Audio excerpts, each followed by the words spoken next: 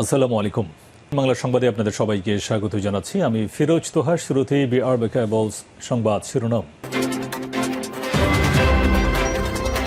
ইন্নালিল্লাহ। পুরো মধ্যপ্রাচ্যে তৃতীয় বিশ্বযুদ্ধ চলছে হামলার পর হামলা।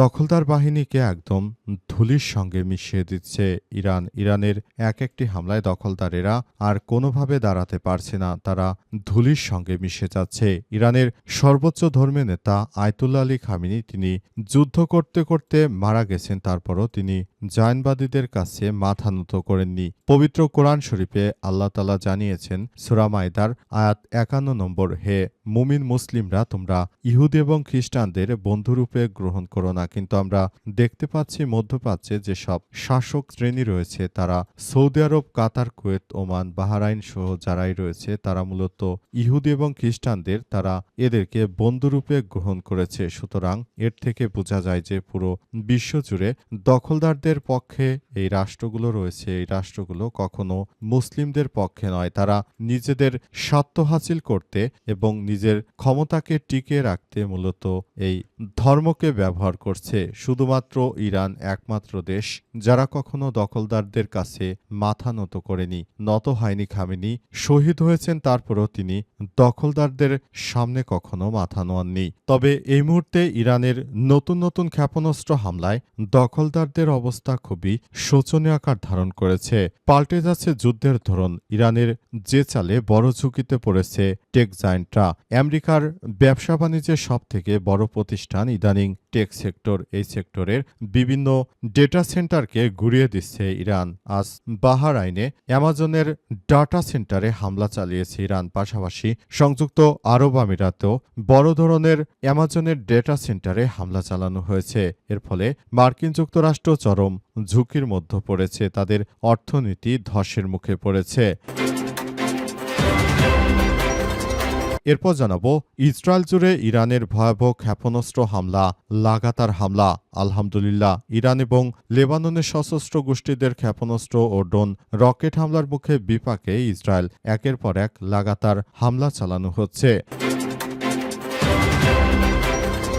এদিকে যুক্তরাষ্ট্রের বিরুদ্ধে যুদ্ধ করতে আমাদের ৭০ লাখ বেসামরিক ইরানি নাগরিক প্রস্তুত, বললেন ইরানের স্পিকার বাঘের গালিবাফ। আলহামদুলিল্লাহ, অত্যন্ত সুখের সংবাদ যে ইরান তারা তাদের নাগরিকদের অবশেষে বোঝাতে সক্ষম হয়েছে যে এই যুদ্ধ আসলে কোনোভাবেই জায়নবাদীরা আমাদেরকে ভালো কোনো কিছু আনতে দেবে না। জায়নবাদীদের বিরুদ্ধে আমাদের লাগাতার এই আক্রমণ চালিয়ে যেতে হবে। ইরানের স্পিকার জানিয়েছেন, আমাদের ৭০ লাখ মানুষ প্রস্তুতি নিচ্ছে আমেরিকা এবং ইসরায়েলের বিরুদ্ধে যুদ্ধ করতে। ইরানি জাতি কখনো ভয় পায় না, তারা বীরের জাতি। জানাবো, যে কারণে ইরানের ছাড়পত্র পাওয়া বাংলাদেশি ৬ জাহাজের ৫টির চালানি বাতিল। বাংলাদেশে দেওয়া তথ্যের ভিত্তিতে হরমুজ প্রণালী দিয়ে ৬টি জাহাজ আসবে, সেগুলোতে জ্বালানি থাকবে। তবে তার মধ্যে ৫টির ছাড়পত্রই বাতিল করা হয়েছে। কি কারণে বাতিল করা হয়েছে এ বিষয়ে খুবই গুরুত্বপূর্ণ সংবাদ জানাবো, সঙ্গেই থাকুন। এবং সর্বশেষ জানাবো, গণভোটের রায় বাস্তবায়নের দাবি, ঢাকায় বিক্ষোভের ডাক জামাত সহ ১১ দলীয় জোটের।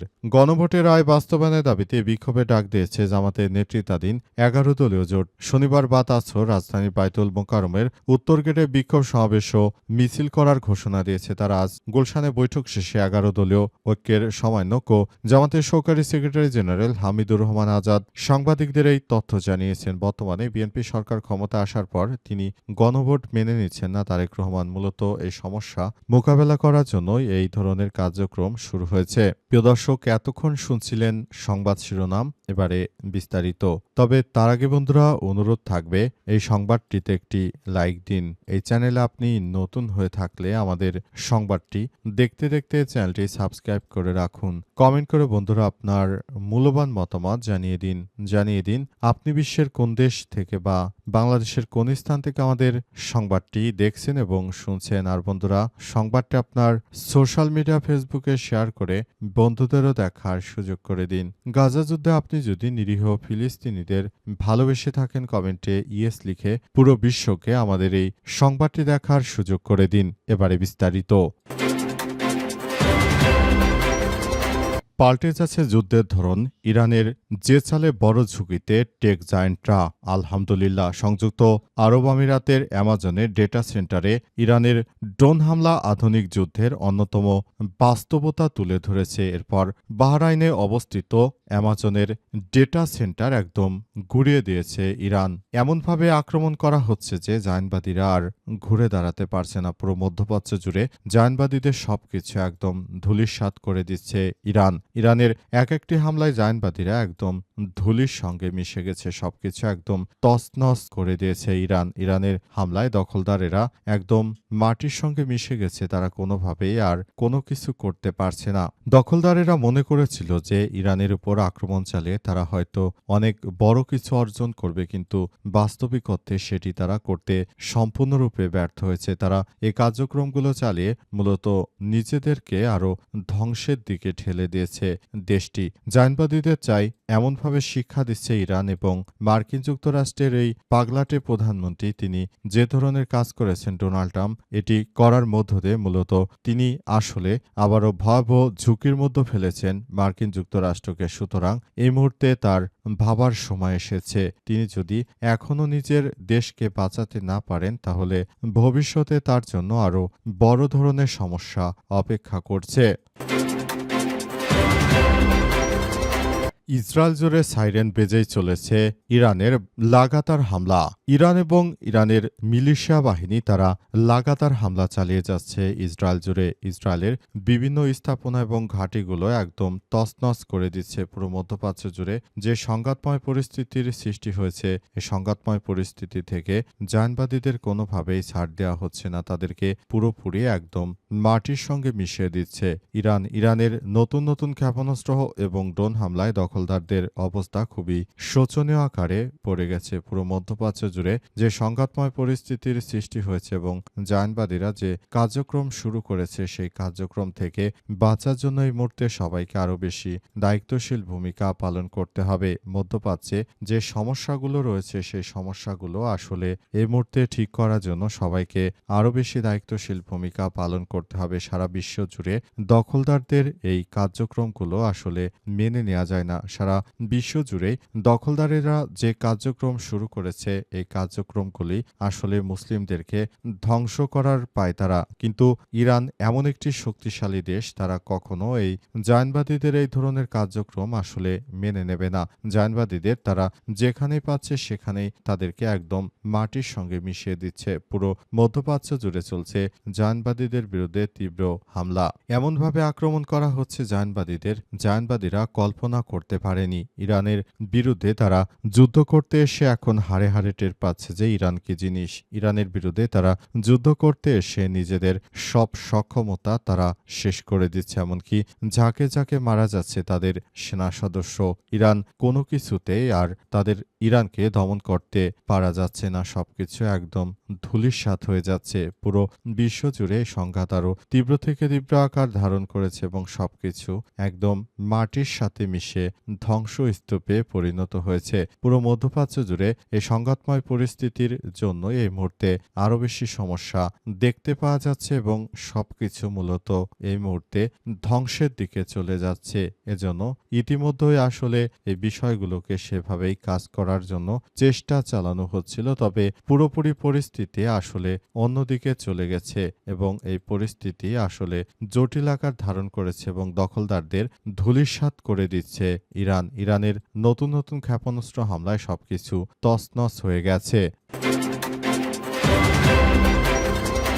যুক্তরাষ্ট্রের বিরুদ্ধে যুদ্ধ করতে ৭০ লাখ বেসামরিক ইরানি প্রস্তুত, বললেন স্পিকার বাঘের গালিবাফ। ইরানের পার্লামেন্টের স্পিকার মোহাম্মদ বাঘের গালিবাফ জানিয়েছেন যে যুক্তরাষ্ট্রের সম্ভাব্য স্থল অভিযানের বিরুদ্ধে লড়াই করতে প্রায় ৭০ লাখ বেসামরিক ইরানি প্রস্তুত রয়েছে। আজ সামাজিক যোগাযোগ মাধ্যম এক্সে দেয়া পোস্টে তিনি জানিয়েছেন যে দেশের সার্বভৌমত্ব এবং ভৌগোলিক অখণ্ডতা রক্ষা এবং বিদেশি আগ্রাসনের বিরুদ্ধে আমাদের এই প্রতিবাদ আরও লাগাতারভাবে চলবে। যুক্তরাষ্ট্রের সঙ্গে সম্ভাব্য আলোচনায় ইরানের কোনো আগ্রহ নেই বলে জানিয়েছেন তিনি আরও জানান, আমরা প্রথমে আলোচনা করতেই গিয়েছিলাম, কিন্তু যুক্তরাষ্ট্র অবৈধভাবে আমাদের উপর আক্রমণ চালিয়ে মূলত তারা সার্বভৌমত্বের যে অধিকার সেটিকে হরণ করে নিয়েছে। সুতরাং এখন আর মার্কিন যুক্তরাষ্ট্রের সঙ্গে কোনোরূপ আলোচনা করা হবে না বলে নিশ্চিত করেছেন তিনি মনে করেন যে যুক্তরাষ্ট্রের এই ধরনের আগ্রাসী মনোভাব আসলে সারা পৃথিবীতে অশান্তির জন্য দায়ী। তাই মার্কিন যুক্তরাষ্ট্রকে এর জন্য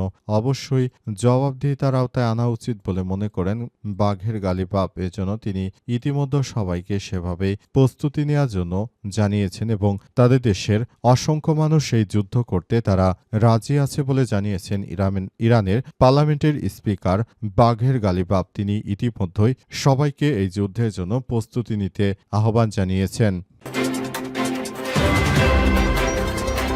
যে কারণে ইরানের ছাড়পত্র পাওয়া বাংলাদেশি ৬ জাহাজের ৫টিরই চালান বাতিল। বাংলাদেশের দেয়া তথ্যের ভিত্তিতে হরমুজ প্রণালীতে জ্বালানি বহনকারী ৬টি জাহাজ নিরাপদ চলাচলের অনুমোদন দিয়েছে ইরান সরকার। তবে এর মধ্যে ৫টি চালানি ইতিমধ্যে বৈশ্বিক সরবরাহকারীরা বাতিল করেছে। পেট্রোবাংলা কর্মকর্তারা জানিয়েছে যে তেহরানে পাঠানো তালিকাটি পুরনো পরিকল্পনা নথির ভিত্তিতে তৈরি করা হয়েছিল। এসব নথিতে কাতার এনার্জি ও ওমানের অকেও ট্রেডিং ফোর্স মেজর ঘোষণা বিবেচনায় নেওয়া হয়নি। ইরান যুদ্ধ শুরুর পরপরই মার্চের শুরুতে দুই প্রতিষ্ঠানের সব সরবরাহ স্থগিত করে দেওয়া হয়েছে। জ্বালানি বিভাগ থেকে পাঠানো তালিকায় এপ্রিল মাসে সরবরাহের জন্য ৫টি এলএনজি কার্গোর কথা উল্লেখ করা হয়েছিল। এর মধ্যে 4টি কাতার এলএনজি এবং একটি এক্সিলারেট এনার্জি। তবে পেট্রোবাংলা চেয়ারম্যান আরফানুল হক নিশ্চিত করেছেন এসব চালান এখন আর কার্যকর নয়, কারণ সরবরাহকারী প্রতিষ্ঠানগুলো তাদের স্থগিতাদেশ আগামী ৮ মে পর্যন্ত বাড়িয়েছে।